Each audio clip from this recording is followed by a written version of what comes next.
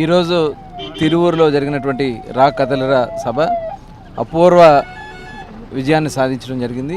చంద్రబాబు నాయుడు గారు కూడా ప్రజలకి ఒక చక్కటి సందేశాన్ని ఈ రాష్ట్రం కాపాడుకోవడానికి ఆయన ఇచ్చినటువంటి మెసేజ్ కూడా చాలా అద్భుతంగా రీచ్ అయింది. పబ్లిక్ కూడా చాలా మంచి రెస్పాన్స్, ఊహించినటువంటి పబ్లిక్ కూడా ఈరోజు ఇక్కడ రావడం జరిగింది. ఉదయం పూట అయినా ఆదివారం అయినా కూడా ఈరోజు ఈ రాష్ట్రానికి ఒక మంచి నాయకుడు కావాలని ప్రజలు కోరుకుంటా ఉన్నారు. దానికి తగిన విధంగానే ఈరోజు పెద్ద ఎత్తున వాళ్ళు రావడం, బాబు గారు కూడా వాళ్ళకి ఒక భరోసా ధైర్యాన్ని కల్పించడం జరిగింది. ఖచ్చితంగా ఇది జనసేన తెలుగుదేశం పార్టీ ఉమ్మడి కృష్ణా జిల్లాలో తొలి సమావేశం విజయవంతమైంది. తర్వాత సమావేశం 18వ తారీఖు గుడివాడలో ఉంది.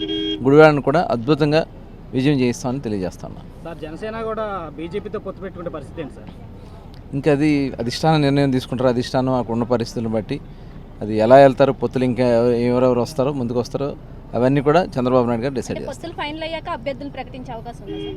దాదాపు ఇంచుమించు అంతే అవుతుంది. దాదాపు చాలా వరకు క్లారిటీ వచ్చేసినట్లుగా మాకైతే తెలుస్తూ ఉంది. ఖచ్చితంగా త్వరలోనే పండగ తర్వాత వస్తుంది అనేది. మీరు ఎక్కడి నుంచి అభ్యర్థిగా పోటీ చేయబోతున్నారు అనేది ఏమైనా సమాచారం? అంటే నేను లాస్ట్ టైం నేను కంటెస్ట్ చేసింది మచిలీపట్నం. మరి బాబు గారు, చంద్రబాబు గారు, పవన్ కళ్యాణ్ గారు ఎలా డిసైడ్ చేస్తే అలా. ఓకే.